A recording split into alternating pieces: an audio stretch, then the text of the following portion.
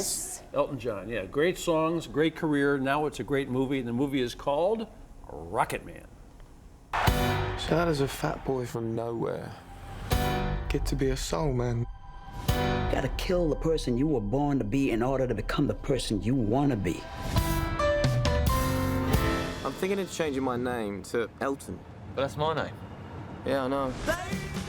Well, Elton John certainly did reinvent himself, and in this case, it's Taron Egerton who plays Elton John, and he sang an Elton John song in an animated movie called Sing, if anyone remembers that. And as a result of that, he was the guy that was supposed to be this character, and boy, did he become Elton John. This is one of those movies with a heightened reality to it. You get all the great songs. The songs sort of tell a story, and you see Elton John's life from being a young man in a very difficult mother-father-son relationship to becoming one of the biggest stars in the world, and arguably he may be the biggest star in the world right now, the way his career is going. I mean, he's still out there, he's still touring, he's still doing all that, and now there's still a movie about him right now. That doesn't happen very often, when there's a movie about your life while you're still out there touring. He says it's the last tour he's on, but one thing Elton John did do was he was a consultant on this film. So Taron Egerton does all the singing, and he did that with the blessing of Elton John, and I think that's really something. That's awesome. It's just a terrific film. I got a chance, I went to London, England to see this, and I got a chance to talk to Taron there. One of the things I enjoyed most about it is the heightened reality of it. Great. Yeah, Great. It's more than just like a story, it's like a show. Yeah, I think, a lot of that stems from, Elton wanted it to have these elements of fantasy, and that's something that he decided over 10 years ago when the movie first went into development. And then Lee Hall, who is an incredible writer, the man who wrote Billy Elliot, he really took that idea and ran with it. And it's, and when I first read the script, when you read Elton begins to sing at the bottom of the pool, you sort of go, well, how the heck are we going to do that? Yeah. But for me, such an exciting challenge, and that was a tiring day at the office, I'll tell you that. Just one of the physical challenges that was, and I was thinking to myself, I never really thought of Elton John as being physically strong. Right. But to see the things that you had to do to imitate him, he had to have a certain amount of strength to perform like that. Absolutely. It's a very physical role.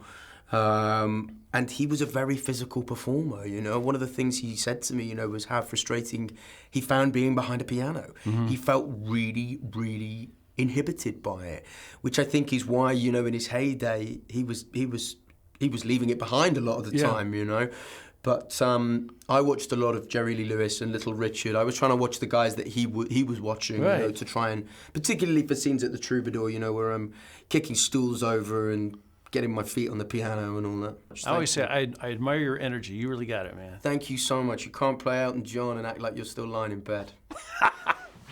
Thank you very Perfect. much. Thank you. Great to see you, sir. Thank you. I really like this guy. Like I saw him for Kingsman, and he's always really up and really enthusiastic, So he's bringing energy to this role. It looks like it's going to be spectacular, and I think it gives a lot of people more insight into who Elton John really was. I feel like you know on the surface, but to see his really life story, what he's gone through, it's interesting. We had the director on last week, and interesting thing about him is he's the guy who finished Bohemian Rhapsody, and then he came on to make this film.